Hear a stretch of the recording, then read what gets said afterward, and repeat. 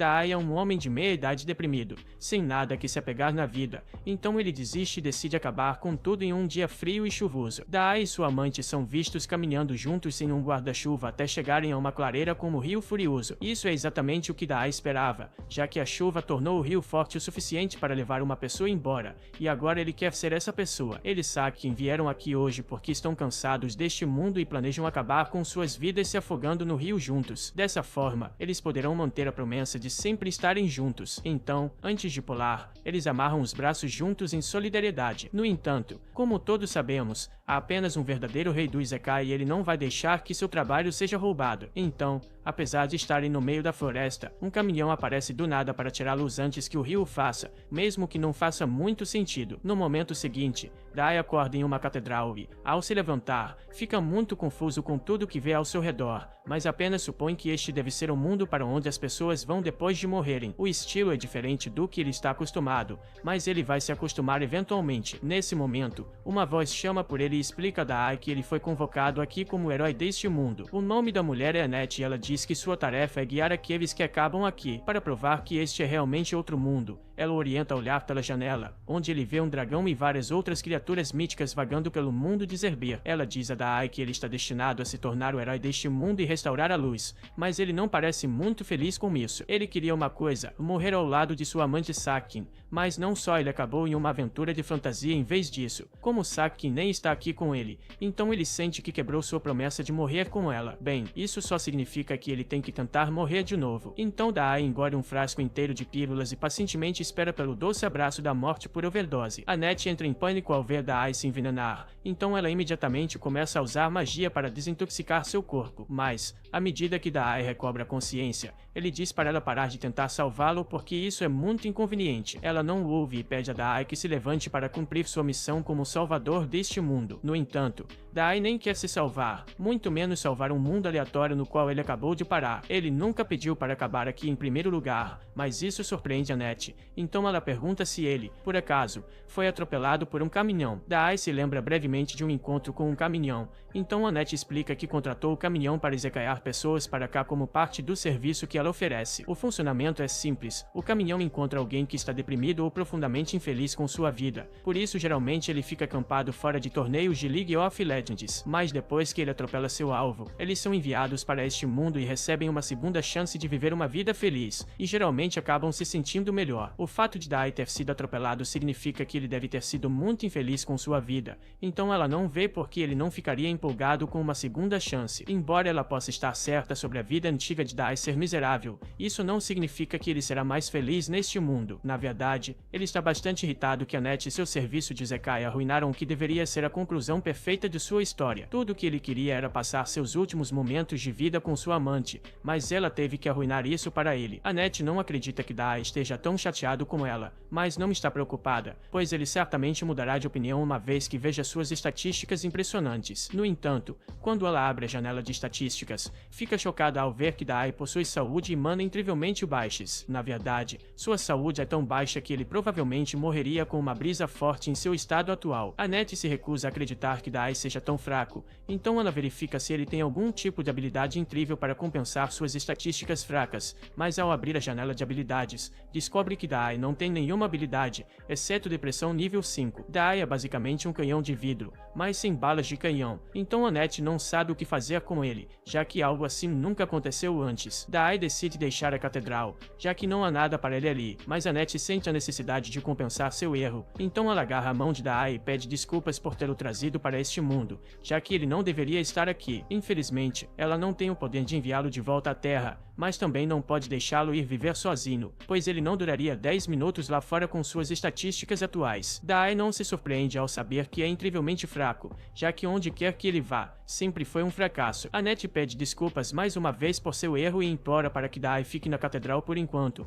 pois não é seguro para ele sair com suas estatísticas atuais, ele acabaria sendo pego por um dragão ou algo assim, então ela acha que é do interesse dele esperar antes de fazer qualquer coisa perigosa. Dai agradece por ela se preocupar com ele, mas diz que a preocupação dela não é necessária, já que ele está apenas procurando um lugar para morrer. Ouvir isso leva Annette a pensar que ele pode realmente ser diferente de todos os outros. Quando ela começou este trabalho, estava genuinamente empolgada em guiar os heróis convocados em suas jornadas, mas como a maioria deles eram jogadores deprimidos de League of Legends, eram tão irritantes que ela acabou odiando seu trabalho. Sua tarefa basicamente se resumiu a afagar o ego dos heróis para que aceitassem a missão, mas é diferente com Dai. Quando ele está prestes a sair, Annette deixa cair seu cajado e corre atrás de Dai, implorando para ele pelo menos escolher uma profissão antes de sair, mas Dai se vira para ela e diz que não há necessidade disso, pois ele é um escritor nato e isso é tudo que ele será. Com isso, ele fecha a porta atrás de si e diz adeus a Annette, e uma vez que Dai se vai, Annette cai no chão e começa a pensar que Dai é exatamente o tipo de pessoa que ela estava esperando. Enquanto isso,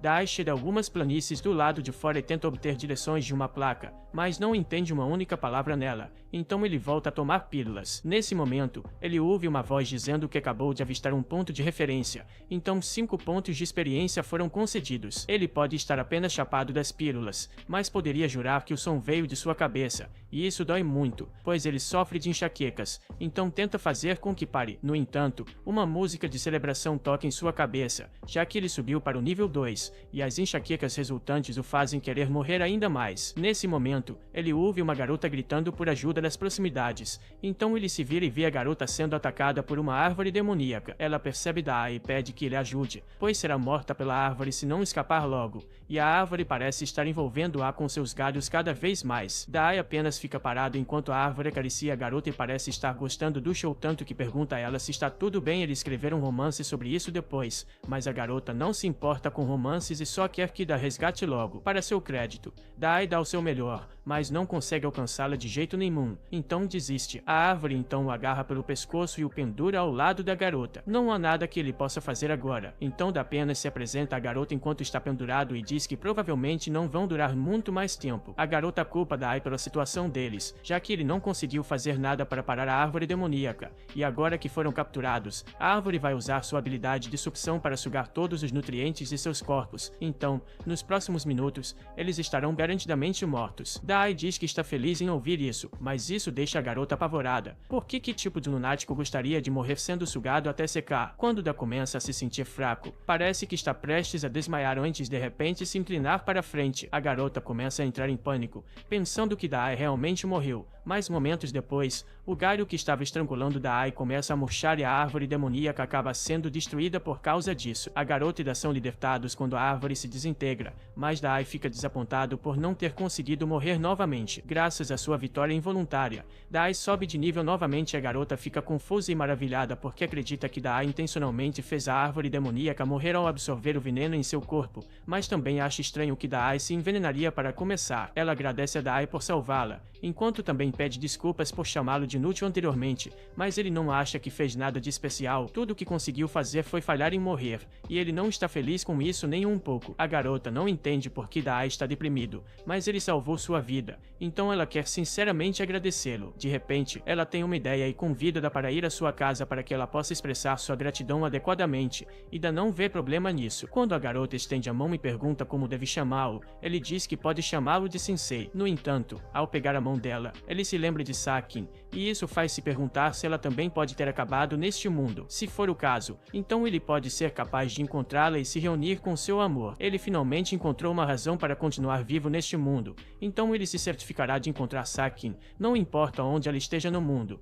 e quando fizer, finalmente poderão morrer juntos. Seus motivos podem ser questionáveis, mas pelo menos ele não está ativamente tentando morrer mais. Dito isso, ele não tem ideia de por onde começar a procurar, então volta à Catedral de Annette. Annette fica eufórica por ele ter decidido voltar para ela, para que finalmente possa tentar a sorte. No entanto, quando a garota gata aparece atrás de Sensei, Annette congela de choque, pois não esperava que Sensei encontrasse uma mulher tão rapidamente depois de sair pela primeira vez. Ele diz que tem uma pergunta para fazer a Annette, então ela se prepara, pensando que ele quer perguntar sobre ela, mas Sensei diz que quer encontrar uma garota chamada Sakin, então esperava que Annette pudesse ter alguma informação sobre isso. Annette fica desapontada por Sensei estar perguntando sobre outra mulher, mas mas não tem nenhuma boa pista sobre onde Sakin pode estar. Como ele não tem para onde ir, segue a garota gato até a casa dela. A garota diz a Sensei para se animar, pois ainda há muito tempo para ele encontrar Sakin, mas como a casa dela ainda está bem longe, ela sugere que parem na cidade Castelo de Hoth para descansarem. Ela então segura a mão dele para guiá-lo até lá. No entanto,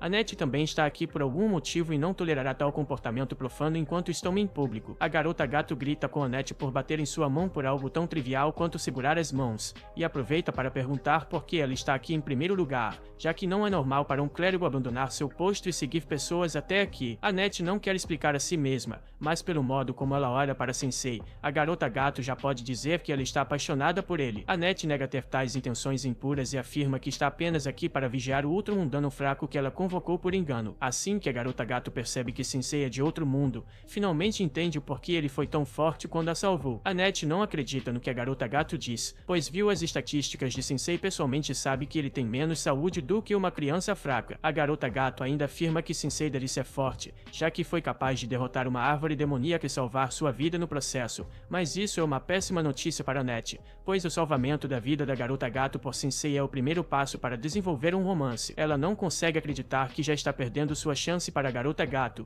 mas enquanto elas discutem, Sensei encontra algo muito interessante, um caixão do tamanho perfeito para ele. Então ele entra e diz que tem se sentido tonto desde que chegou aqui, então vai tirar uma soneca por um tempo e elas devem acordá-lo quando chegarem à cidade. Depois disso, ele dá boa noite a Annette e a garota gato, mas a garota gato fica brava porque ele ainda não a chama pelo nome. Annette brinca que Sensei gosta mais dela porque pode realmente lembrar o nome dela. Depois disso, Annette amarra alegremente uma corda no caixão em que Sensei está dormindo e começa a arrastá-lo. A garota gato pergunta se Annette deveria realmente estar fazendo tudo isso, já que ela deveria ser uma clériga na catedral, mas Annette está ocupada tentando puxar o caixão até que a corda eventualmente se rompe. Enquanto continuam andando, a garota gato se cansa de ter que puxar um caixão, então pede a Sensei que saia e ande com seus próprios pés. Ao não obter resposta e começar a se preocupar que o Sensei possa realmente ter morrido de alguma forma, Annette verifica suas estatísticas e parece que o Sensei está bem, então ele deve apenas estar dormindo. Eles estão bem próximos do castelo de qualquer forma,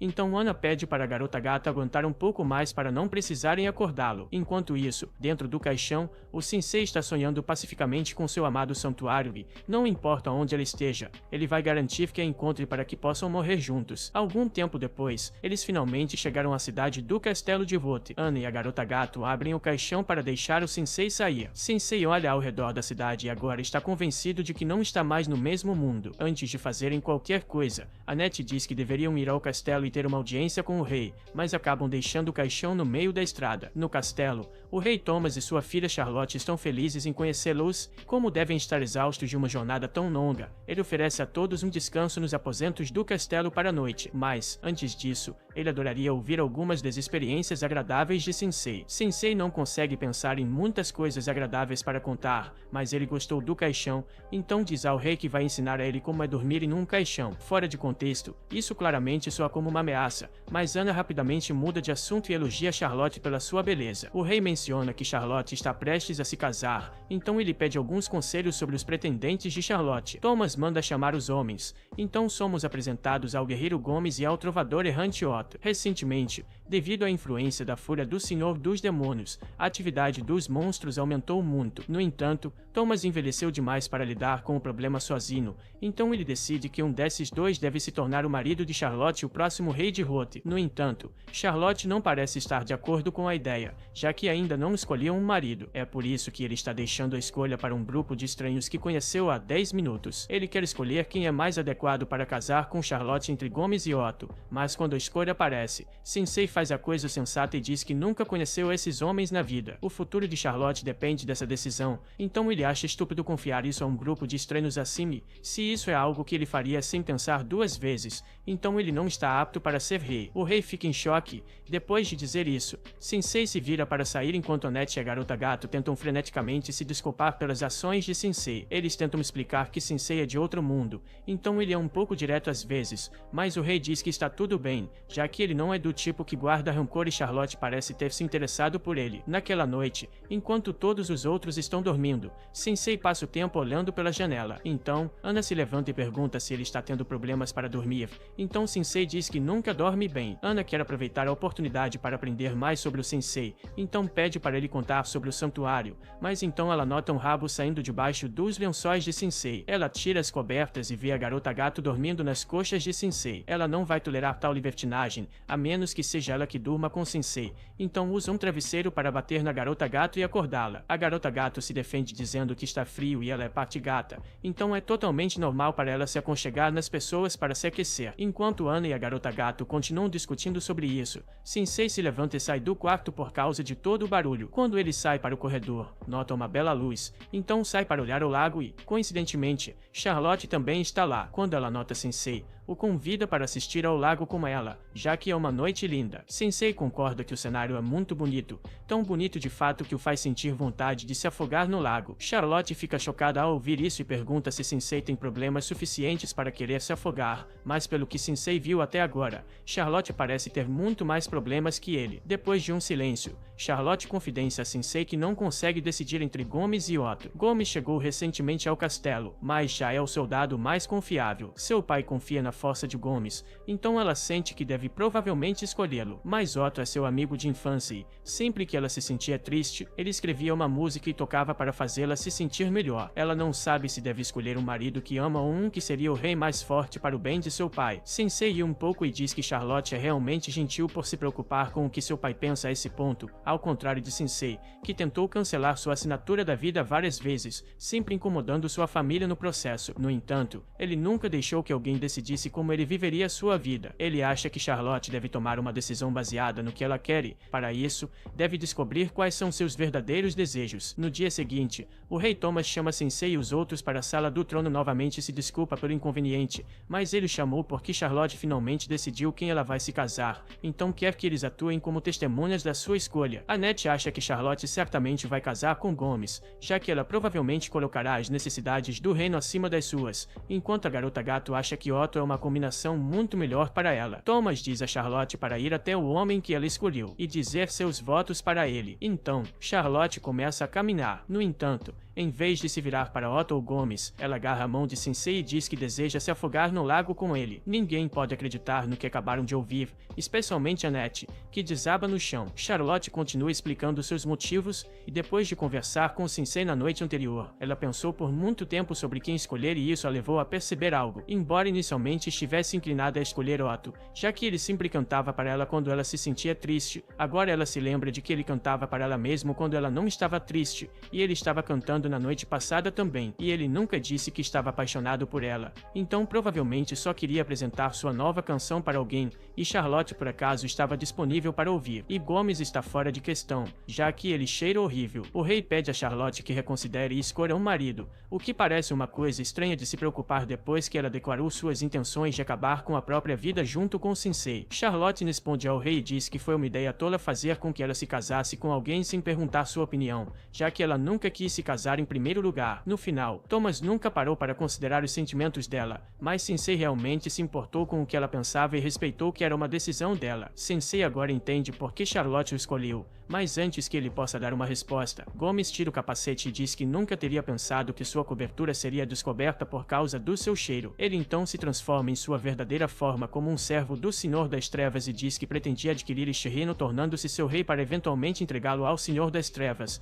mas seu plano foi arruinado desde que Charlotte percebeu seu disfarce. Sensei olha para Charlotte e pergunta se ela sabia que Gomes era um demônio, mas ela não tinha ideia. Ela apenas disse que ele cheirava porque ele realmente fede. Isso significa que Gomes acabou com sua cobertura sem motivo, mas ele não quer admitir que estava enganado. Então, agora que foi descoberto, ele diz que vai matá-los todos. Esta é exatamente o tipo de situação onde uma sacerdotisa poderosa seria realmente útil, mas ela ainda está inconsciente, então a garota gato tenta acordá-la enquanto Gomes está distraído com os guardas. Infelizmente, os guardas não duram muito tempo, então a garota gato é forçada a pegar o corpo de Annette e correr para evitar ser esmagada por uma coluna. Como Annette não vai acordar tão cedo, a garota gato decide resolver resolver a situação por conta própria e lutar contra Gomes. Ela está atualmente no nível 14, então deve ser capaz de se defender bem em uma luta. Como ela vai lutar? Otto se oferece para tocar uma música, já que ele está no nível 89 e normalmente um buff seria aplicado a ela, mas acontece que Otto está apenas tocando sua nova canção, sem nenhum efeito além de ser um sucesso de acordo com o Sensei. A garota gato não tem outra escolha a não ser começar a atacar sozinha. Então, quando Gomes investe contra ela, a garota gato se abaixa e ele dá um chute no rosto. Ela então segue com um soco de gato, mas não causou muito dano em Gomes, então ele consegue arremessar a garota gato para longe. Ele então diz que colocará tudo que tem em seu próximo ataque e rasgará a garota gato em pedaços. Mas antes que ele faça isso, Sensei chama sua atenção e pede a Gomes que, por favor, elimine ele e Charlotte primeiro. Gomes não acha que Sensei está falando sério no começo, mas Sensei reitera que, agora que Charlotte se libertou do controle idiota do pai, seu primeiro desejo é acabar com tudo ao lado de Sensei, e Sensei está sempre disposto a ter uma boa chance de terminar tudo, então ele pede a Gomes para conceder esse favor. Gomes concorda em matá-lo, mas diz que, depois de fazer isso, matará o rei e queimará a cidade até o chão, matando todos os cidadãos dentro dela. Sensei não se importa com o que Gomes faz, já que estaria morto de qualquer maneira, mas Charlotte está começando a ter dúvidas sobre morrer. Quando Gomes começa a investir contra eles, ela diz a Sensei que não pode se deixar morrer ainda, pois quer ficar viva e proteger o reino. Sensei fica feliz em ouvir que Charlotte finalmente entende o que realmente quer. Então, como ela quer ficar viva, ele a empurra para fora do caminho para que ele seja o único a ser pulverizado. Quando Gomes continua a investir diretamente contra Sensei, Charlotte tenta convencê-lo a não se deixar empalar, mas felizmente, ao mesmo tempo, Ana havia acabado de acordar e usa seu poder para lançar uma barreira de luz na frente de Sensei, protegendo do ataque de Gomes. Ela prometeu não deixar Sensei morrer enquanto estiver ao seu lado. Assim, quando Gomes tenta romper o escudo, acaba quebrando seus chifres no processo e, agora que Gomes está indefeso, a garota gato consegue desferir um golpe que o lança contra a parede do castelo e no lago. Tanto a garota gato quanto a Annette ficam aliviadas por terem conseguido sobreviver, e, como a Annette realmente ajudou muito durante a batalha, a garota gato sente a necessidade de agradecê-la, e a Annette agradece a garota gato também por sua ajuda. As duas parecem estar se dando muito melhor agora, e Otto ainda está lá, tocando seu coração sem se importar com o mundo. Charlotte tem muito a pensar depois do que acabou de acontecer, mas de repente seu pai corre até ela e começa a implorar por perdão por não considerar seus sentimentos antes. Sensei estava certo quando disse que Thomas não está apto para ser rei e ele agora percebe que não está nem apto para ser o pai de Charlotte, então ele sinceramente pergunta a Charlotte se ela está disposta a perdoá-lo. Charlotte se abaixa e diz ao pai que o perdoa e, a partir de agora, gostaria de falar muito com ele sobre o futuro deste reino e sobre eles mesmos. Thomas está realmente feliz por ter conseguido se reconciliar com Charlotte e Charlotte está feliz que seu pai finalmente a entenda, mas tudo que Sensei consegue pensar é em como Annette e a garota gato estragaram sua chance perfeita de dar game over. Um tempo depois, Thomas reconheceu que não estava apto para governar como rei, então abdicou do trono para Charlotte, que agora faz tudo o que pode para garantir que o reino esteja seguro, e Otto ainda está fazendo canções, já que não tem nada melhor para fazer. Enquanto isso, Annette e a garota gato estão ocupadas arrastando o caixão de Sensei para seu próximo destino e estão falando sobre como foi ousado Charlotte se tornar rainha aos 16 anos, mas tem certeza de que dará certo de alguma forma. Sensei sai do caixão e diz que o importante é que Charlotte tomou a decisão por si mesma e está mantendo isso, o que é algo que Sensei acha bonito. Após carregarem o Sensei por um longo tempo, a garota gato pergunta a Annette se podem fazer uma pausa, pois ela está realmente cansada. Elas cobriram uma distância considerável, então Ana acha que está tudo bem fazerem uma pequena pausa. Quando param, Sensei abre o caixão e pergunta se já é hora de comer. Annette oferece um pouco de pão, mas Sensei diz que só come tofu cozido, então, se ela não tiver, ele vai voltar a dormir. Após a pausa, a garota gato pergunta quanto tempo mais levará antes de chegarem à casa dela, e como Annette é a que tem no mapa, ela diz que parece que levará mais alguns dias até chegarem à sua cidade natal. Antes disso, Annette pede para fazer uma parada no Templo Branco. A garota gato não se importa com o atraso, mas pergunta por que Ana precisa ir lá, o que leva Ana a explicar o processo de Isekai. Normalmente, outros mundanos chegam a este mundo através de um dos 4 templos e de lá seguem para lutar contra o Lorde das Trevas, mas como o objetivo de Sensei é encontrar Sa, em vez de derrotar o Lorde das Trevas, Annette quer ir aos templos para ver se conseguem reunir alguma informação sobre o paradeiro de Sa. Se tiverem azar, podem acabar tendo que viajar pelo mundo todo, mas Annette está totalmente disposta a deixar tudo para trás por Sensei. Para ser honesta, ela não quer que Sensei lute contra o Lorde das Trevas, mesmo que seja seu trabalho convencer outros mundanos a fazê-lo. Ela apenas não quer que Sensei seja exposto a esse tipo de perigo, então a garota gato a acusa de estar apaixonada por Sensei. Ana nega qualquer intenção impura, embora seja dolorosamente óbvio a essa altura. Ela tenta afirmar que Sensei lhe deu um sopro de ar fresco quando ela estava começando a desistir de seu trabalho, então quer retribuir o favor e ajudá-lo a encontrar a pessoa que ele está procurando. E é só isso. A garota gato pergunta se isso significa que Annette ficaria bem com isso se descobrisse que Sai é na verdade amante de Sensei ou algo assim, mas enquanto o mero pensamento de Sensei ter uma amante é doloroso, ela ainda quer confirmar por si mesma se isso se provar verdade. A propósito, a garota gato se pergunta se Annette sequer será permitida entrar no Templo Branco, já que meio que abandonou seu trabalho para ir nessa jornada. Annette não acha que será um problema, pois é boa amiga da pessoa responsável pelo Templo Branco e não é como se tivesse simplesmente abandonado seu posto, já que mandou seu familiar enviar uma carta de demissão oficial para ela. Coincidentemente, esse mesmo familiar está de volta e atualmente mastigando a cabeça de Sensei. Depois de curar o Sensei, Annette reclama que seu familiar está sempre causando problemas para ela, e agora que ela diz isso em voz alta, percebe que pode ter sido uma má ideia confiar a entrega de sua carta de demissão a essa criatura. Suas suspeitas se confirmam quando ele cospe sua carta de demissão, então agora parece que ela abandonou seu posto sem aviso, e ela culpa o familiar por isso. Ver o familiar falhar tão miseravelmente em seu único trabalho traz um sorriso ao rosto de Sensei, já que ele também é um fracasso, então ele nomeia Melos e Melos instantaneamente gosta de Sensei, mas Sensei não quer realmente um animal de estimação, então ele volta para seu caixão. Enquanto isso, Annette está surtando com o fato de ter deixado seu posto sem aviso, então o templo provavelmente vai negar sua solicitação de seguro-desemprego mais tarde. Nesse momento, Melos começa a agir de forma estranha e, antes que percebam, ele foge. Algo claramente está errado, mas só quando um dragão desce da montanha é que eles percebem o que Melos estava tentando alertá-los. Um dragão é o monstro mais forte do mundo, então Annette não sabe o que fazer. Mas antes que o dragão ataque, uma garota aparece atrás de Annette da garota gato e diz a Rudá para parar de atacar pessoas aleatórias. A garota então se aproxima do dragão e começa a acariciá-lo,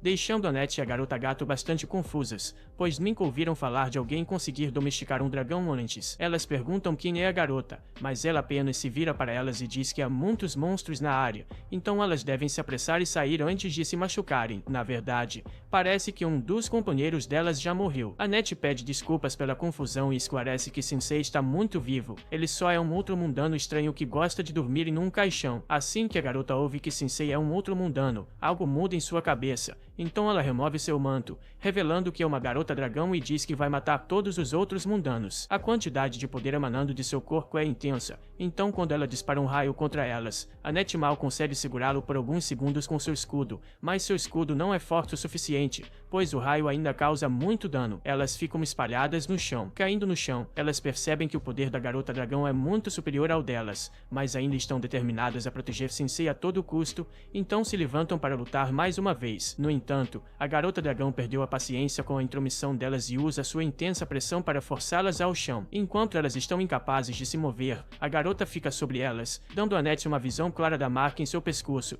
que ela reconhece como a marca do Lorde das Trevas Rebelde. O Lorde das Trevas está prestes a acabar com Annette e a garota gato, mas antes que ela o faça, Sensei se levanta e diz que não há necessidade de ela ser tão violenta com as outras. Ela disse que seu problema era com outros mundanos e isso significa que a pessoa que ela quer eliminar é ele. Ele diz que ela é livre para fazer o que quiser com ele e, como ele não está resistindo, o Lorde das Trevas concorda em deixar as outras em paz. No momento seguinte, ela perfura o peito de Sensei. Enquanto Sensei cai no chão, o Lorde das Trevas declara que seu nome é Valdelia e diz a Sensei para descansar em paz. Mas, quando ela está saindo, Sensei se levanta novamente e começa a rir do fato de que Valdelia realmente o esfaqueou. Ele pode dizer que ela está abrigando ódio em seu coração, pois ele já sentiu o mesmo e quis esfaquear alguém. Ele chegou a escrever uma carta ameaçadora na época, então sabe como é ser consumido pelo ódio. Valdelia está começando a ficar assustada a essa altura, mas Sensei continua se aproximando e toca seu rosto, atingindo-a com aquele toque de homem moribundo. Ele diz que adoraria ouvir sua história, mas Valdelia não vai cair em seus encantos tão facilmente,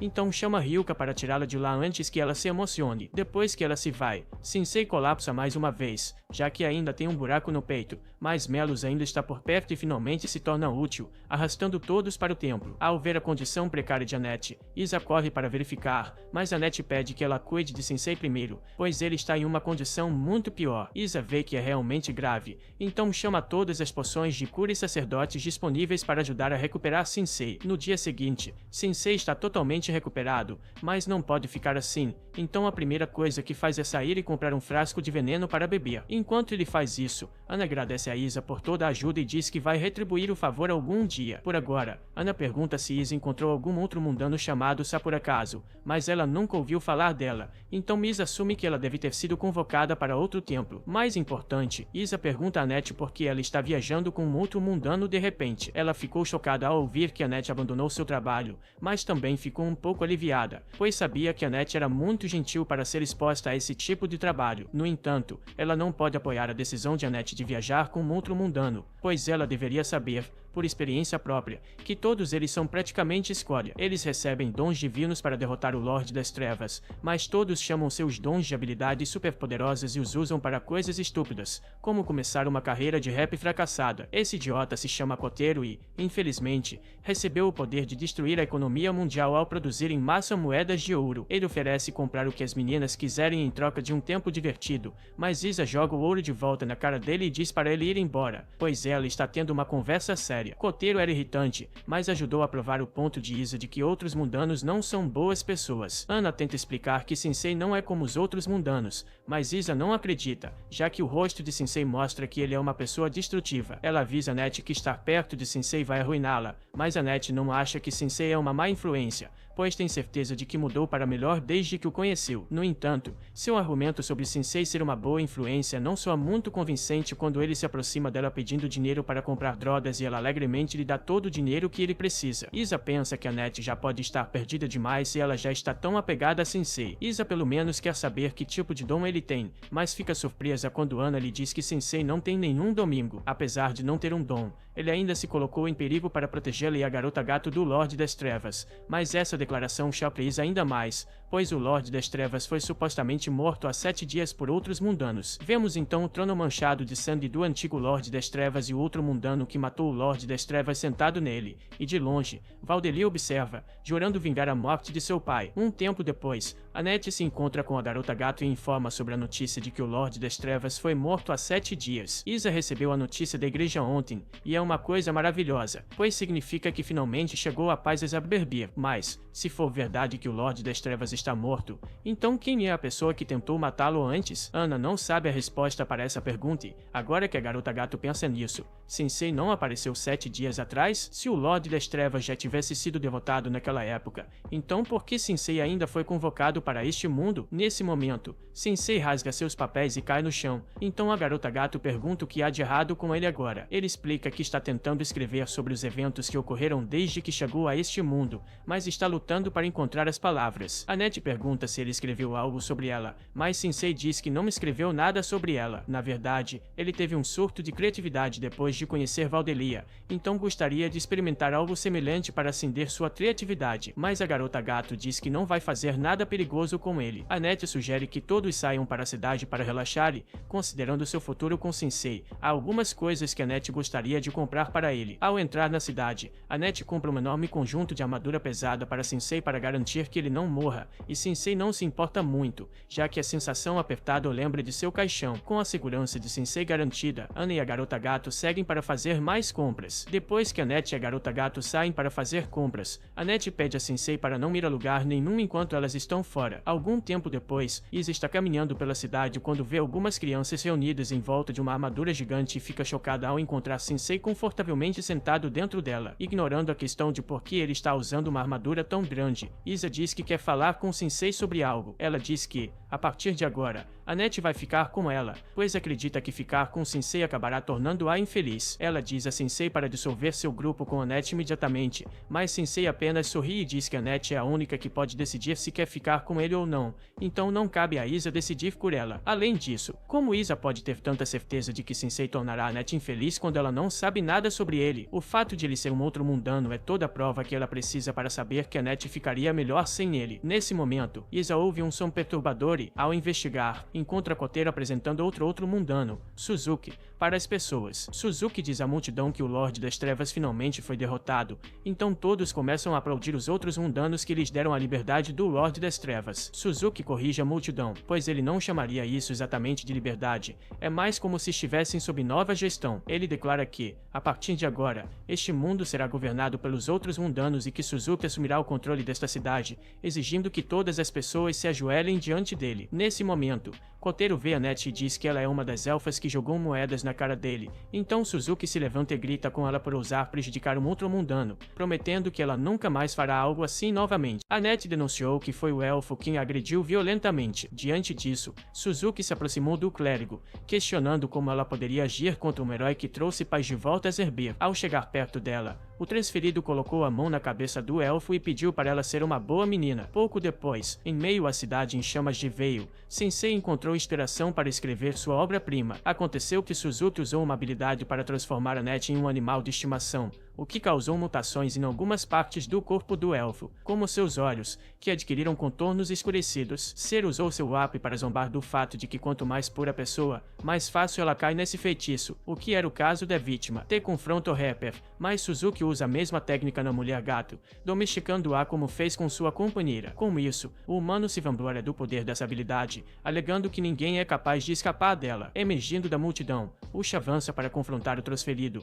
afirmando que não foi assim que ela ensinou Suzuki a usar seu dom, declarando que a cidade de Veio não se curvará aos caprichos do humano. Todos os habitantes se juntam ao coro da sacerdotisa e se levantam contra o opressor. Vendo isso, Suzuki envia seus lobos contra a população, dizendo que destruirá tudo para construir outra cidade em seu lugar, já que Veio não quer se render. Usha chama o humano de bastardo, e ele responde sarcasticamente que prefere ser chamado de herói, assim como o elfo chamou quando se conheceram. Para provocar ainda mais, ele garante que usará a igreja de Usha como seu castelo privado. Pouco depois, devido ao poder dos lobos que cuspiam bolas de fogo nas casas da cidade, Veio começa a queimar, até atacam os moradores, e uma das vítimas é Sensei, que é protegido por sua gigantesca armadura. Depois de dezenas de chutes e socos no equipamento, a garota consegue rachar o aço até destruir a armadura, mas a imensa força que aplicou acabou jogando o capacete da armadura em sua cabeça, nocauteando Tama instantaneamente. Assim, Sensei tranca Tama em um barril e deixa um aviso de que há um gato violento dentro. Nesse momento, ele vê Usha sendo sobrecarregada na batalha. Enfurecido, o elfo diz a Sensei que é assim que os transferidos agem neste mundo, usando o dom que receberam para seus próprios fins egoístas. Usha enfatiza que Suzuki não era assim quando chegou, pelo contrário, ele era um garoto calmo com uma personalidade fraca. Enquanto ela começa a contar essa história, Sensei começa a anotar o que é dito, pois esse tipo de personagem o intriga. Por essa razão, o autor pergunta para onde o transferido foi, e Usha diz que ele se dirigiu para a igreja, mas lembra ao escritor que ele não tem um dom, portanto, não terá chance contra Suzuki. Independentemente disso, tudo o que Sensei quer é escrever sua obra-prima, algo que sentiu ser compelido a fazer. Não querendo deixar o homem ir sozinho, Usha o acompanha. Ao chegar ao portão da igreja, Sensei fica encantado com a beleza e a grandeza que este lugar exala. Por outro lado, Usha não consegue entender como esse homem pode ser tão despreocupado, já que o transferido possui poder sobre-humano, então seria sensato ter um plano antes de entrar na igreja. Dito isso, Sensei pega um frasco de veneno e bebe tudo. Usha estava pensando em se aproximar silenciosamente pela porta dos fundos, mas o humano já havia aberto a porta naquela altura. Lá dentro, Sensei admite que está interessado na história de Suzuki e adoraria escrever um romance baseado no que o transferido vivenciou. Diante dessa declaração, Suzuki se torna ainda mais arrogante, tendo um autor querendo escrever sobre seus feitos heróicos em outro mundo. No entanto, Sensei observa que é exatamente o oposto. A história é sobre um homem que ganha mais poder do que merece e acaba sucumbindo à sua própria ganância. Insultado, Suzuki promete não deixar isso impune, então ele ordena que seus lobos matem os intrusos. Vendo que Sensei não vai mover um dedo para impedir sua morte, Usha avança e dispara raios de luz para matar alguns lobos, mas um deles agarra o cajado mágico da clériga com os dentes, gerando a da luta. Com isso, Suzuki ordena que os outros lobos atirem chamas no escritor, e desta vez Usha não pode fazer nada. No entanto, quando as bolas de fogo se aproximam, Sensei as desvia usando o capacete da armadura que ele vestia, jogando as chamas de volta nos atacantes e causando uma grande explosão. O capacete revela então que na verdade era Milos desviando os feitiços, como Annette havia dito que a armadura era capaz de desviar feitiços de primeiro nível. Depois que as chamas se dissipam, Seru começa a se preocupar que esses inimigos não sejam tão fracos quanto ele pensava, mas Suzuki o lembra de que ele ainda tem uma carta na manga, o Lobo Gigante. Sem demora, O transferido usa seu pet número 1 para morder Sensei, o que de fato acontece. A mordida tira sangue do ombro do homem até que o veneno se espalha pelo corpo do animal, matando-o instantaneamente. Enquanto Usha cura o humano, Zero entra em pânico com o que testemunhou e foge de lá. Usha exige que o transferido se renda, mas Suzuki ainda não acabou, pois ele guardou sua grande carta na manga para o final. Assim que ele ordena que Annette ataque, o elfo pega uma adaga e investe contra Usha, que nunca imaginou que isso aconteceria um dia. A sacerdotisa se recusa a lutar contra sua amiga, então pretende recuar, mas Sensei tem uma ideia melhor enquanto assume a liderança na luta, dizendo a Usha que Annette é mais forte do que imagina. Suzuki ri da atitude do escritor, acreditando que sua habilidade de domesticação não pode ser anulada, mas Sensei está certo de que o elfo ainda pode escolher seu próprio destino, e não é Suzuki quem vai ditá-lo para ela. Com o pescoço contra a lâmina de Annette, Sensei afirma que sua companheira não é um pássaro em uma gaiola. Ao ouvir essas palavras, o elfo segurou a lâmina com sua própria mão, como se estivesse em uma luta interna entre decapitar um humano ou poupá-lo. Perdendo a paciência, Suzuki reforça seu comando usando Mora, causando dor física a Annette devido ao conflito interno. Dentro de sua consciência, ela se sentia como um pássaro em uma gaiola até que Sensei apareceu para dizer algo que a encorajou a enfiar a adaga em sua própria perna. Tendo feito isso, ela desmaia, e Sensei a segura antes que ela caia. Ela então volta ao normal, para o alívio de Usha. Falando nisso, Sensei pede a sacerdotisa para curar sua amiga, o que ela faz enquanto lembra quando o humano afirmou que Annette não era tão fraca quanto Usha pensava. Suzuki deixa cair sua máscara de arrogância e revela um medo real ao ver sua principal habilidade ser desmantelada bem na frente dele. Impulsivamente, ele pega a adaga no chão e quase tira a própria vida com ela. No entanto, Sensei o impede, pois precisa do garoto vivo para terminar seu livro. Falando nisso, o autor questiona Suzuki sobre sua história para continuar seu projeto. Querendo ou não, essa pergunta leva o garoto de volta ao seu passado na Terra, onde era um garoto fraco que não conseguia enfrentar o bullying que sofria, suportando abuso verbal e físico quase diariamente. Suzuki era tratado como um animal de estimação por crianças mais velhas, como um cachorro maltratado que não podia fazer nada além de ficar lá e levar a surra. A propósito, a maneira como ele descreve sua condição é uma maneira de explicar seu dom em Zerbir, que lhe permite controlar outros seres. A única saída que Suzuki viu foi acabar com a própria vida, mas ele nem teve coragem para isso. Sua vida estava cercada pelas consequências de sua covardia diante da crueldade das pessoas, e nesse ambiente ele sentia que ninguém poderia ajudá-lo de qualquer forma. Então, um dia, Suzuki foi atropelado pelo caminhão que o trouxe para Zerbir. Neste mundo, ao contrário da Terra, onde ele era um sofredor miserável, agora é um herói com a responsabilidade de salvar este lugar do domínio tirânico do Rei Demônio da Ira, usando um dom que o tornou extremamente poderoso. Com o passar do tempo, Suzuki se adaptou ao ambiente e sua habilidade de domesticação eventualmente trouxe lobos selvagens para seu lado para serem seus companheiros. Mesmo assim, apesar da promessa de ser um herói neste mundo, Suzuki não foi tratado como tal. Pelo contrário, os habitantes de Zerbir eram tão maliciosos quanto os humanos na Terra. A diferença agora era que o garoto tinha o poder de reagir e ele não deixaria essa oportunidade escapar. Em qualquer caso, Suzuki não acredita que tenha feito algo realmente errado, porque em sua mente,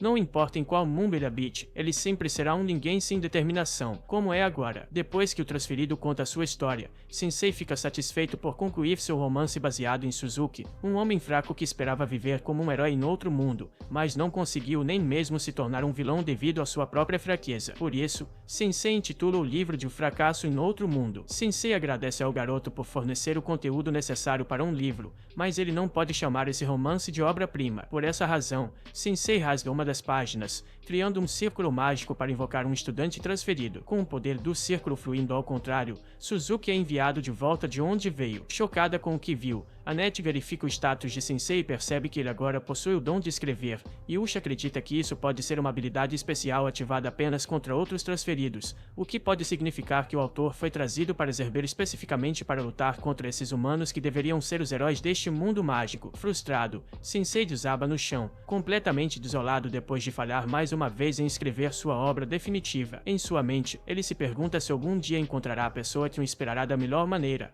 mas tem certeza de que esse dia ainda não chegou. Observando a cena dramática, Usha se pergunta quem realmente é esse cara. Finalmente, apesar de ter feito o garoto retornar à Terra, Sensei pergunta o que aconteceu com Suzuki. No meio da cidade de Veio, Os lobos que antes eram domesticados pelos estudantes transferidos perderam seus colares imaginários e agora estavam livres para partir. Da mesma forma, Tama não era mais um animal de estimação de Suzuki, emergindo de dentro de um barril. Depois de toda essa confusão, ela fica apavorada, sem entender nada do que aconteceu. Enquanto isso, Usha dá a Sensei o que ele mais queria, um caixão novo, com artesanato impecável e detalhes dourados que combinam com o intenso preto do objeto. Depois disso, Usha conversa com Annette sobre como esse humano pode desempenhar um papel importante em Zerber e que sua jornada certamente será muito difícil e dolorosa. Annette pensa que a sacerdotisa vai impedir que ela acompanhe o homem, como fez da primeira vez. No entanto, agora Usha insiste que sua amiga fique ao lado de Sensei, precisamente para protegê-lo dos males que virão neste mundo. Com tudo isso em mente antes de Sensei partir, Usha pergunta a ele se Suzuki se tornou assim porque ganhou mais poder do que merecia, mas o autor não tem certeza se essa foi a principal razão. De qualquer forma, Usha teme que o jovem retorne a uma vida miserável em seu mundo original, mas Sensei não acredita que Suzuki repetirá a mesma história que viveu até agora. Cabe a ele decidir se escreverá sua obra-prima ou não, com base no que aprendeu e sofreu em Zerber. Falando nisso, Suzuki já voltou e está entregando seu currículo no mercado local para retomar sua vida normal. O entrevistador pergunta por que o jovem abandonou a escola, e essa pergunta traz de volta memórias de Zerber que justificam sua ausência. Vendo que o entrevistado ficou ansioso com a pergunta, o homem entende que deve ser um assunto delicado e decide dar a Suzuki uma chance, pedindo que ele comece seu novo trabalho amanhã. Ao sair do mercado, o garoto sente o frio da neve junto com o som do vento e estende as mãos para apreciar os flocos de neve derretendo em sua pele. Enquanto isso, em Sag, uma região nordeste de Zerber, a renomada Catedral Vaz é frequentada por membros do Estado Papal, incluindo Ushi e o Bispo Ulf, um clérigo ousado o suficiente para beber dentro do santuário. Segundo ele, a realidade é para aqueles que não conseguem lidar com o álcool. Por outro lado, a bebida o ajuda a suportar os anões fedorentos com quem tem que lidar todos os dias, diferente de sua colega que trabalha com os Demi em sua jurisdição. De repente, um servo de Deus com uma aparência estranhamente demoníaca lembra Ulf que ele não deveria fazer comentários tão preconceituosos no Estado Papal. Sendo o primeiro não-elfo a ser nomeado sacerdote, este Goblin alcançou o posto de arcebispo através de um trabalho exemplar, o que não necessariamente agrada a todos os membros da igreja. Sentindo-se provocado, Ulf aponta o dedo para o rosto do colega e pergunta se o Goblin quer trocar de jurisdição com ele, já que ele sempre recebe os trabalhos mais difíceis. O colega lembra-lhe que as tarefas que os clérigos recebem dependem de seu comportamento na igreja, significando que o elfo deveria corrigir seus hábitos em vez de apontar o dedo para os outros. Durante essa troca, o cardeal Miller pede a todos os presentes que tomem seus assentos. Com todos à mesa, ele gostaria de solicitar que cada membro relatasse sobre sua região, mas primeiro ele precisa abordar outro assunto. Interrompendo a reunião, uma clériga desajeitada chega à catedral Vaz via teletransporte, tropeçando e caindo de cara no chão na frente de seus colegas. Como os outros não a reconhecem, o cardeal a apresenta como a nova bispa do Templo Uren e aproveita para pedir a todos que se apresentem na recém-chegada enquanto dão seus relatórios. Primeiro, quem fala é a substituta de Annette na região de Instark, a Terra Santa das Montanhas e Chamas. Seu nome é Ara, uma clériga inexperiente que esquece de mencionar que Charlotte, a filha do rei de Rote, herdou o trono, ganhando uma repreensão do cardeal. Após essa gafe, o Goblin finalmente se apresenta como Elton, arcebispo do Templo Vera na região 1000, a Terra Santa dos Lagos e das Águas, onde, segundo ele, reina paz sob sua jurisdição, um testemunho da autoridade do Papa. Ele também alerta que é estritamente proibido chegar atrasado, deixando a jovem elfa com uma expressão de pânico no rosto. Em seguida, Ulf se apresenta como o clérigo do Templo Dritten, localizado na região Sandstag. Esta é a Terra Santa dos desertos e da terra, e embora esteja longe das outras regiões, eles estão se saindo bem. O cardeal menciona conflitos frequentes entre os anões, e Ulf destaca que quase foi agredido enquanto tentava mediar uma disputa. Por fim, Usha relata que lidera o Templo Zeden há alguns dias. Em sua jurisdição de Donersta, a Terra Santa das Florestas e do Vento, um habitante de outro mundo entrou em fúria e destruiu metade da cidade de Vil, e Usha está mobilizando trabalhadores para reparar a área. Coincidentemente, Miller convocou esta reunião para discutir os indivíduos transferidos, pois o Rei Demônio da Ira foi derrotado por um grupo desses humanos convocados. Consequentemente, o Papa decidiu selar os círculos mágicos que conectam outro mundo a Sberg, para impedir a convocação de mais indivíduos transferidos. Com essa notícia, Elton expressa alegria em ver seu povo livre do Rei Demônio, enquanto Ulf fica feliz por se livrar dos humanos. No entanto, Miller anuncia que essa história está longe de terminar, pois os 7 indivíduos transferidos que derrotaram o Rei Demônio da Ira tomaram as terras dos demônios para si mesmos. Recentemente, o Papa recebeu uma uma declaração dos Sete, afirmando que usariam seu poder para transformar Sberg numa utopia. Esta situação foi um verdadeiro golpe para o Papa, que acreditava que os indivíduos transferidos eram anjos enviados para salvar este mundo. Essas criaturas, antes consideradas crianças pela autoridade papal, agora o veem como presa. Em outras palavras, foi declarada uma guerra entre os indivíduos transferidos e a Igreja Mundial de Elon, enquanto esses verdadeiros anjos caídos começam a mostrar suas garras em várias regiões do Reino Livre. Da mesma forma, Gia, a filha do Rei Demônio da Ira, não pode ser ignorada por possivelmente nutrir um forte desejo de vingança. Diante desses eventos, Miller anuncia que Zerber entrou em uma nova era,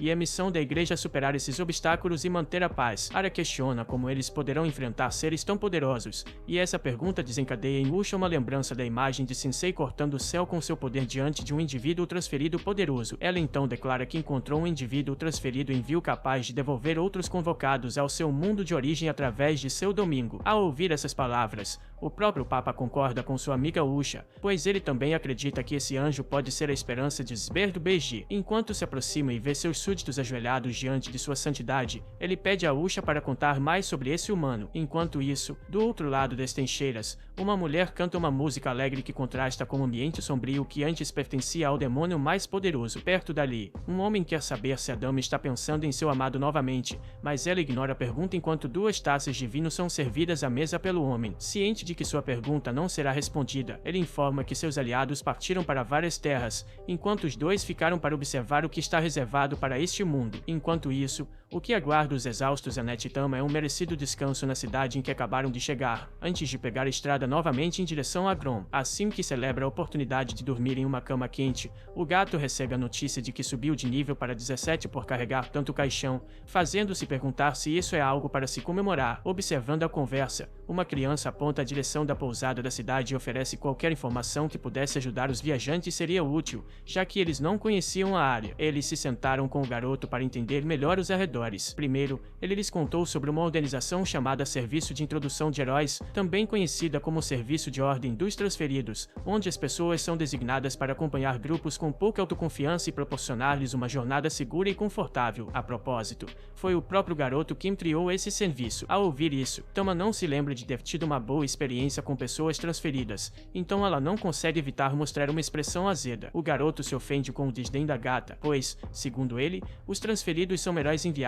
para salvar este mundo. Na verdade, se as senhoras contratarem este serviço, ele pode apresentar-lhes um herói convocado agora mesmo por apenas 4 zenens. T está pronta para recusar a oferta, mas Annette a interrompe, já entregando o dinheiro ao garoto. Tom a lembra de que 4 zenens não crescem em árvores, mas a elfa acha que é troco de bolso se isso significar manter Sensei seguro. Ao mesmo tempo, o garoto faz uma cara de quem aproveitou a situação e afirma que uma vida não tem preço, pois o homem morto no caixão certamente está buscando sua segurança no outro mundo e estaria sorrindo no céu se soubesse que um herói estava acompanhando suas 2 amigas. Dito isso, Sensei abre o caixão e pede desculpas por ainda estar vivo, quase provocando um ataque cardíaco no garoto, que grita que o cadáver disse algo. Sensei se sente ofendido porque, embora queira se tornar ele ainda não é um homem morto. Annette assegura ao garoto que o homem é um herói, mas o menino não acha que heróis se parecem com vampiros zumbificados. De qualquer forma, ele agarra os 4 zenens da mão da elfa e sai correndo, não sem antes dizer que seu nome é Nur. Apesar de parecer um golpe, ele promete trazer um herói de verdade para as senhoras. Tom acha que é uma boa ideia fazer com que esse suposto herói carregue o caixão,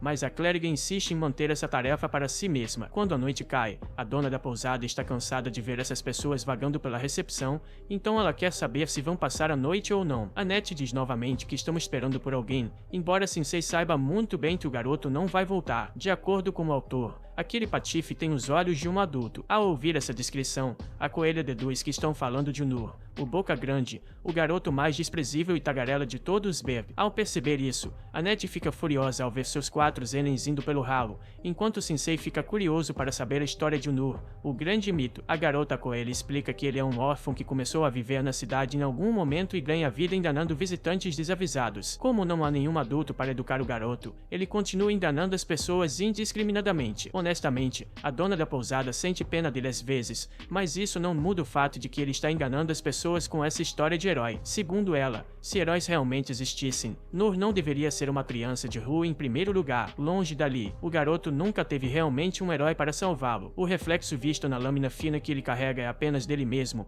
a única pessoa que ele teve como companhia nessa jornada solitária, exceto quando algumas pessoas decidem se aproveitar de um erro ou até mesmo roubar seus pertences, que, embora roubados, são os meios de sobrevivência da criança, já que ele tem poucas maneiras de se proteger. Um dos grupos de bandidos da região se aproveita da fragilidade do garoto, contando as moedas e notas que ele reuniu em seu caminho como um pequeno ladrão, e tudo o que Noor quer saber é o que vão fazer com ele. Um dos bandidos faz a mesma pergunta de volta, fazendo o garoto engolir em seco. Então vem o desespero, fazendo blefar que seus amigos transferidos não vão deixar barato se ele desaparecer, mas a verdade é diferente. Os transferidos mencionados pelo grande mito são os próprios que o sequestraram, mostrando seu poder de fogo. O líder do trio exibe sua besta capaz de perfurar a armadura de um dragão, a arma insana. Em seguida, ele comenta que o garoto tem ganhado dinheiro usando os nomes dos 3 transferidos, então terá a honra de se gabar no além sobre ser morto por um herói. Com isso, com a arma insana apontada para sua cabeça, Noor se pergunta se esses são os heróis que vão salvar o mundo. Até então, ele nunca tinha visto um transferido antes, e digamos que sua primeira experiência é uma que vira sua vida de cabeça para baixo. Mas antes do tiro fatal,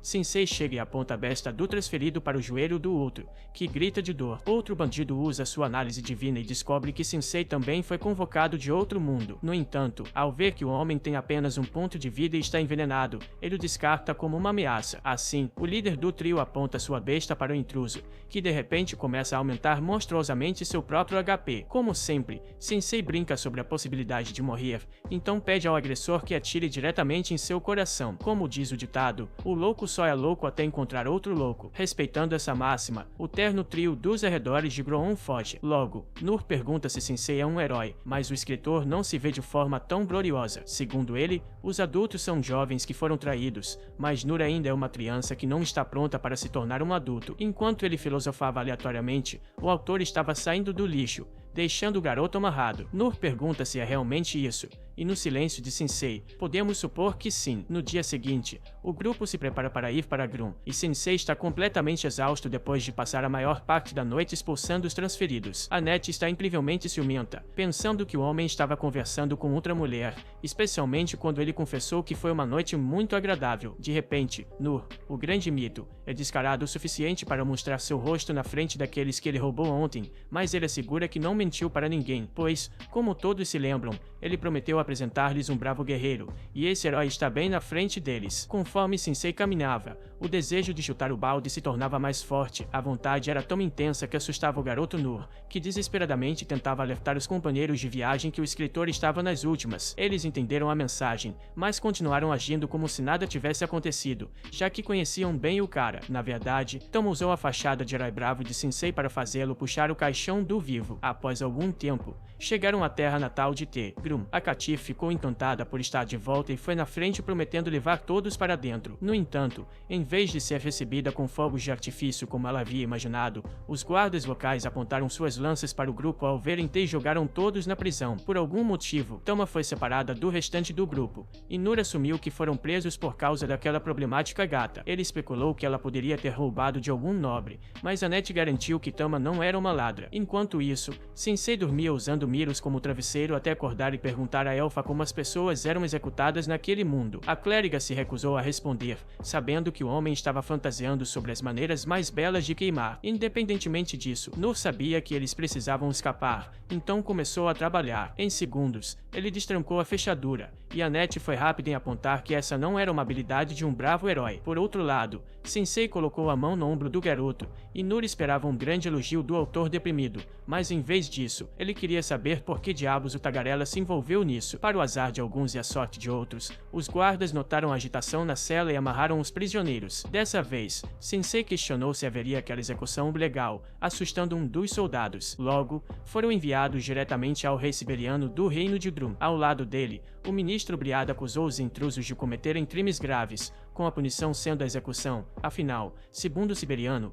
esses intrusos haviam sequestrado a princesa do reino, Matilda. De repente, a própria Matilda irrompeu na sala do trono e disse ao pai, mais uma vez, que não havia sido sequestrada. Ela estava visitando várias nações para testar e desenvolver suas habilidades marciais e havia encontrado essas pessoas no caminho. Ela perguntou a Annette se o que havia dito era verdade, e a elfa, chamando Tama de Sua Alteza Real, assustou a gata, mas estava apenas desesperada para editar a forca. De qualquer forma, Matilda pediu ao pai que libertasse os inocentes, mas o rei se recusou, para o deleite de Sensei, a menos que, é claro, sua filha jurasse nunca mais agir como uma menina pequena, mas como um verdadeiro membro da realeza. Como sua mãe, La Palma, a princesa pensou em fazer birra, mas olhou para a situação de seus amigos e cedeu, prometendo melhorar seu comportamento. Isso significava que ela não poderia mais se aventurar imprudentemente, então esse foi o adeus. Com isso, Matilda deixou a sala do trono e os prisioneiros foram libertados. Em seguida, o grupo foi a uma estalagem para comer algo depois de passar algumas horas na prisão, e Nur mostrou que não era tagarela apenas quando se tratava de mentir, pois devorava carne como se não houvesse amanhã. Afinal, ele não estava acostumado a comer algo de qualidade,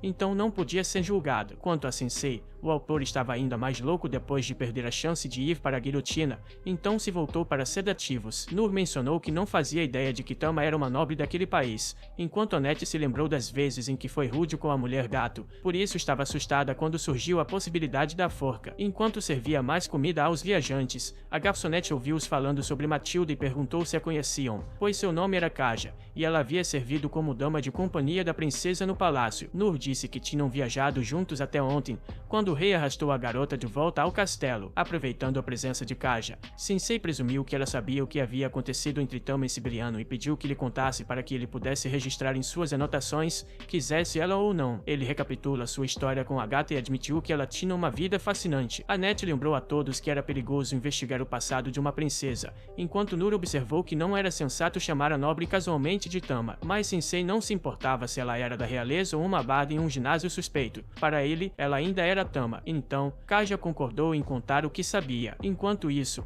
Matilda recordava com o Nur como Annette e Nur reagiram quando descobriram que ela era uma princesa, enquanto Sensei agia como de costume. As memórias fizeram-na se preocupar com seus amigos até que viu, através da janela, uma figura solitária no telhado de uma casa. Essa pessoa abriu sua grotesca boca e invocou um poder que devastou o telhado da sala do trono. Com a estrutura arruinada, o rei chegou com alguns guardas e viu um homem sentado em seu trono, lamentando que nunca tinha domado uma demi-mulher, embora estivesse satisfeito que havia muitas dessa raça ali. Seu nome era Kibara, um dos heróis que haviam matado o rei demônio e salvado o mundo, mas agora conhecido como um anjo caído da gula. Siberiano sabia bem que este era um dos 7 anjos caídos, conforme alertado pela Igreja Mundial de Elon, então ele imaginou que essa criatura não tinha vindo com boas intenções. Com dúvidas, o rei fez a pergunta óbvia, e Kibara anunciou que havia vindo para consumir toda a nação. Imediatamente, os soldados de Grão se prepararam, prometendo provar por que eram chamados de nação de guerreiros. No entanto, assim que avançaram contra o inimigo,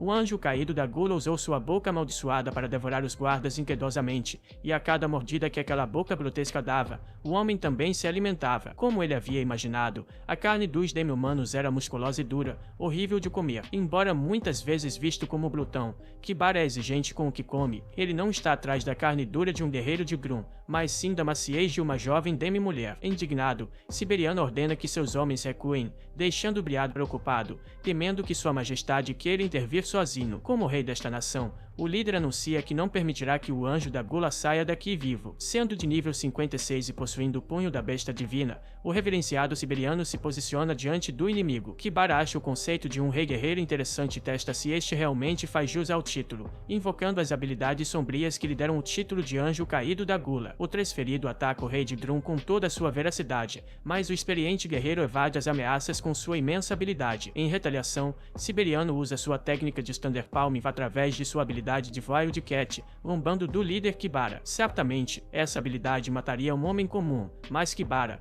que havia devorado golems, transformou seu corpo em uma armadura. Em resposta, Siberiano removeu suas pulseiras e cerrou o punho para conjurar sua técnica suprema. Mesmo assim, o transferido Kibara não mostrou medo, e o rei avançou contra o oponente. Nesse momento, Tama apareceu e chamou seu pai. Kibara rapidamente percebeu que estava diante de uma jovem demi, e a princesa reconheceu o homem do telhado. Tama se preparou para lutar lutar, mas seu pai a mandou recuar, dizendo que ela não poderia substituir Leon. Foi então que Kaja mencionou que Matilda tinha um irmão gêmeo que herdaria o trono, chamado Leon. O povo de Grom acreditava que a civilização teria paz e prosperidade sob o governo do valente Leon e da gentil Matilda. No entanto, há 10 anos, uma tempestade atingiu o reino e, durante uma noite, ao retornar ao castelo, o príncipe Leon e a rainha Lalama foram vítimas de um deslizamento de terra. Com a morte deles, o rei tornou-se recluso e deprimido por muito tempo. Matilda viu seu pai sofrer e não sabia o que fazer até que confiou em sua fiel criada Kaja, que decidiu tomar o lugar de Leon como o herdeiro guerreiro que ele sempre quis ser. Porém, em vez de acalmar a mente do rei, essa decisão só trouxe conflitos entre pai e filha, e as consequências disso são vistas até hoje. Durante a batalha, Siberiano afirma que as habilidades de Matilda são inúteis, o que enfurece a jovem, fazendo-a atacar imprudentemente. Kibara lança sua boca monstruosa contra a garota, e Siberiano salva sua filha ao custo de perder parte de um braço para aqueles dentes afiados. Kibara zomba do amor do pai por sua filha, lamentando que Siberiano não possa mais usar sua técnica suprema sem o braço que acabou de perder. O anjo faz questão de enfatizar que acabou de mastigar o membro do rei. Furiosa, também investe contra Kibara novamente, então Briada agarra a princesa antes que ela possa ser morta e foge com ela agora inconsciente. Coincidentemente, ao chegar ao centro da cidade, o ministro encontra os viajantes que trouxeram os ais e os avisa de que um transferido está atacando o Grum. Nesse momento, uma explosão ocorre, alertando toda a população. Quando todos olham para a cena, a poeira se assenta, revelando o rei siberiano acorrentado e ajoelhado diante de todos. Kibara se apresenta como o novo rei desta terra e anuncia que não será um governante opressor, mas precisa satisfazer seu desejo de consumir a carne demi que vive ali, focando nas mais frágeis. Um plebeu joga uma pedra no transferido, que engole o demi sem cerimônia,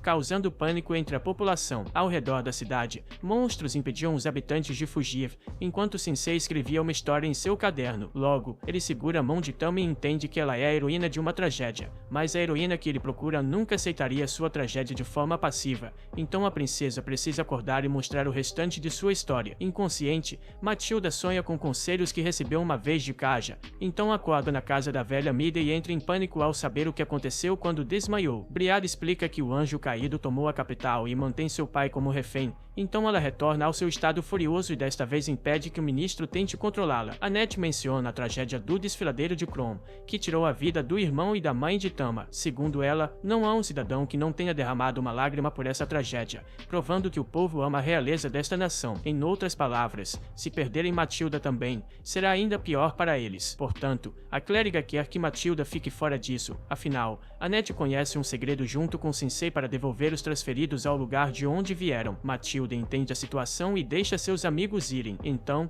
o grupo encontra dois ogros guardando uma passagem mais à frente. Sensei avança e afirma aos monstros que ele e seus colegas vieram para ser comidos. Sabendo do histórico do autor, seus amigos se preocupam que ele esteja falando sério, enquanto os ogros, não esperando isso, não sabem como reagir. Assim, depois de algum tempo, o trio estava atrás das grades novamente, e Annette começou a reclamar sobre ter sua liberdade tirada. Sensei confessa que a morte é uma coisa boa, mas que este não é um momento para isso. Então, ele pega o chapéu de Nur, onde encontra o clipe que o garoto deve usar mais uma vez para salvar o grupo. Enquanto isso, o ministro Briado chega ao quarto de Matilda para lhe entregar sopa, mas a princesa havia escapado pela janela. Na sala do trono, Kibara reflete sobre qual demi quer devorar a seguir, com Siberiano ao seu lado, acorrentado e ensanguentado, em um estado de absoluta raiva. Logo, os ogros chegam para contar a história do humano que quer ser comido, mas Tamos interrompe com força bruta, derrubando os monstros sem misericórdia. Siberiano lamenta que sua filha tenha tomado essa decisão,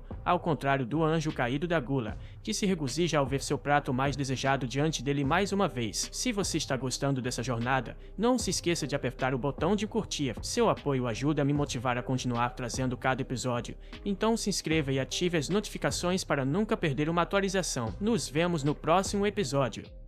Ela disse para Tama voltar para a cozinha com sua mãe, onde elas pertencem. De repente, Tama desperta para a realidade e jura a si mesma que vai provar sua força para todos naquele dia. Enquanto isso, Kai está extremamente feliz em vê-la, pois já sabia que ela viria até ele por conta própria se ele usasse seu pai como isca. Ele finalmente se levanta de seu trono e caminha em direção a ela, afirmando que gosta de brincar com sua comida, e imediatamente chuta o demônio caído perto dele em direção a Tama, que mal consegue desviar, horrorizada com a força de Kai. Kai. Para sua surpresa, isso era apenas uma distração, pois Kai consegue se aproximar e dar um golpe devastador nela, jogando-a contra a parede. Ela fica chocada com isso, pois essa é a habilidade de seu pai, enquanto Kai ri como o terrível vilão que é, afirmando que sua habilidade secreta é a gula, o que lhe permite usar os poderes de qualquer pessoa depois de prová-la. Agora ele vai despedaçá-la usando as habilidades de seu próprio pai antes de devorá-la viva. Enquanto isso, Osamu e seu grupo conseguem escapar da prisão e vadam pelos corredores do palácio. Annie se pergunta se Osamu tem um plano, mas em vez de ir para a sala do trono, ele entra em um quarto diferente, que pertencia à rainha quando ela estava viva. Ele atravessa o quarto e vai direto para a cômoda, tentando abrir as gavetas, mas elas estão trancadas. Nur diz para ele parar de perder tempo, pois precisam ajudar Tama, mas Osamu elogia mais uma vez, afirmando que os serviços de um guerreiro valente são necessários novamente. Feliz com o elogio, Nur abre a cômoda, revelando um livro lá dentro. De volta à sala do trono, Tama mal consegue se manter de pé diante dos ataques contínuos de Kai, mas ele é simplesmente rápido demais para ela. Ele aparece atrás dela e dá um chute massivo, lançando-a no ar antes de jogá-la de volta ao chão com uma força incrível. Ele ri dela, afirmando que ela precisa entender que seu estilo de artes marciais é completamente inútil e que ela nunca será capaz de derrotá-lo. Porém, Tama se lembra de como seu irmão Leon costumava treinar e nunca desistia, mesmo quando odiava lutar. Ela consegue reunir suas forças e se levanta novamente, enquanto seu pai diz para ela recuar, pois a diferença entre suas forças é grande demais. Kai, no entanto, fica insanamente satisfeito ao ver isso, pois o deixa ainda mais animado para experimentar sua carne. Ele se lembra de uma época em seu mundo antigo, onde era extremamente rico, com pais que compravam tudo para ele. Ele costumava agir como um garoto mimado o dia todo, com pratos 5 estrelas sempre em sua mesa, mas isso deixava vazio por dentro e o transformou em um sociopata total. Ele queria sentir algo na vida, então um dia atacou uma das empregadas com seu garfo sem motivo, e teve que ser contido por seus seguranças. Como seus pais eram muito ricos, ele saiu impune e continuou vivendo sua vida vazia, vagando pela cidade em sua sunga e espancando moradores de rua sem motivo, achando que eles deveriam simplesmente construir uma casa se estavam sem teto. Felizmente, o mundo se livrou desse psicopata graças ao Caminhão K, que o enviou para este mundo, mas mesmo aqui ele permaneceu um completo lunático. Ele ri alto, afirmando que vai devorar todo este reino até que não haja mais ninguém para comer, e ataca Tama, mas suas mandíbulas de repente param quando Osamu aparece na frente dela. Kai se pergunta quem é esse homem estranho, enquanto Osamu afirma que a história de Kai é pior que Riverdale, o que, por si só, já é uma ofensa, e isso obviamente deixa Kai irritado. Ele tenta atacar Osamu com suas mandíbulas, mas por algum motivo elas não se movem. Kai se pergunta por que seus instintos estão lhe dizendo para evitar esse homem, quando de repente Anne e Nur também aparecem atrás dele, afirmando que Osamu está ali para conceder um castigo divino a Kai, e diz a Osamu para escrever uma história sobre Kai e enviá-lo de volta ao seu próprio mundo. No entanto, Osamu, sendo um verdadeiro durão, recusa, afirmando que a história desse homem era patética e que ele não escreveria nada sobre uma pessoa sem caráter. Isso realmente enfurece Kai, que usa seu golpe de raio para afastar todos, afirmando que vai matar todos eles antes de devorar a princesa. Enquanto Tama luta para se levantar e culpa a si mesma pelos ferimentos causados aos seus amigos, Osamu, no entanto, não parece se importar, entregando-lhe algumas páginas e afirmando que dedicou aquela história a ela. Tama pega o livro e vira a página, quando de repente as páginas começam a brilhar, saindo do livro e girando ao redor dela. Kai usa seu raio para atacar Nur e Anne novamente, mas Anne bloqueia com seu escudo, enquanto se pergunta se as habilidades de Osamu funcionam em pessoas normais também. Osamu diz a Tama que ficou impressionado com sua raiva e bondade quando ela decidiu se sacrificar pela felicidade de seus amigos. Ele afirma que ela simplesmente queria ajudar seu pai a superar a morte de seu irmão,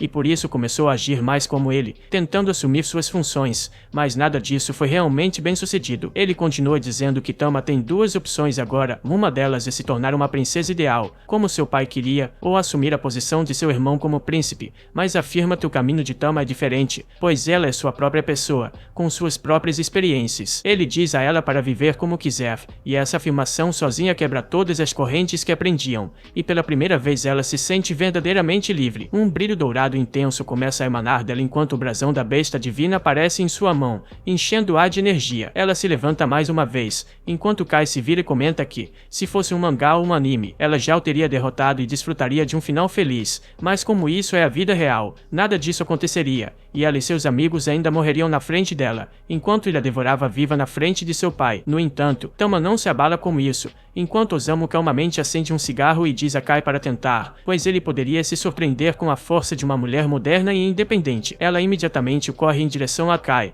que tenta afastá-la com um choque, mas Tama encontra uma abertura e o soca para trás. Isso surpreende, e antes que ele pudesse se recuperar, ela o cabeceia como uma cabra, deixando-o ainda mais furioso enquanto tenta lançar um ataque massivo. No entanto, Tama está em sua zona e avança com uma habilidade especial conhecida como as 100 presas, que cria vários cortes no corpo de Kai, que cai no chão, morto em sua própria poça de sangue. Tama também cai devido à exaustão, enquanto seu pai a segura e Annie corre para curá-la. Osamu caminha até o rei e lhe entrega o livro que pertencia à sua esposa, e o rei agradece a Osamu por sua ajuda. Osamu diz para ele agradecer a própria filha, pois foi ela quem fez tudo, e ele simplesmente escreveu uma história que achou interessante. De repente, para surpresa de todos, o corpo de Kai começa a flutuar no céu, enquanto ele é ressuscitado como uma estranha abominação demoníaca centopeia. Até ele mesmo fica surpreso com isso, mas se lembra de que comeu a carne do antigo rei demônio quando o mataram, e por causa disso ele agora se tornou um demônio ainda mais forte do que antes. O rei se pergunta se este é o fim para eles, já que nem mesmo Tama está em condições de lutar mais, mas antes que Kai pudesse atacar, ele tem sua cabeça cortada pela filha do antigo rei demônio, chamada Wald. Todos ficam chocados ao vê-la ali, enquanto o rei se pergunta o que diabos está acontecendo hoje, mas Wald não parece se importar com eles e simplesmente caminha até Kai, que a reconhece e começa a zombar dela, afirmando que seu pai era muito saboroso. Isso a irrita, e ela usa um feixe de magia negra que atravessa sua cabeça em metade do telhado, matando-o imediatamente. Tama e os outros imediatamente se colocam em posição defensiva, esperando um ataque, enquanto Osamu aparece atrás do demônio, sem nenhum medo, perguntando Wald fica chocada ao ver Osamu, pois achava que ele havia morrido depois que ela o atacou da última vez, mas ela simplesmente recua por enquanto e pula de volta em seu dragão, prometendo matá-lo na próxima vez que se encontrarem. A noite finalmente termina e, algumas semanas depois, Osamu e seu grupo decidem deixar o Reino das Feras para continuar sua jornada, mas, infelizmente para eles, Tama decidiu ficar para ajudar seu pai no castelo. O rei percebe que Tama não foi feita para a vida de uma princesa, pois, como uma garota travessa e aventureira, ela não consegue ficar parada e está sempre procurando aventuras. Então, ele decide deixá-la ir e permite que ela se junte novamente a seus amigos em sua aventura. Ela corre alegremente para fora e encontra o caixão de Osamu sendo arrastado por Nur, que não é muito bom nisso, mas fica feliz ao ver que Tama está de volta para ajudar a arrastar aquele caixão idiota para a próxima aventura. Se você gostou deste vídeo, não se esqueça de se inscrever e conferir este novo anime sobre um humano que se esconde e se torna o líder mais forte do exército demoníaco.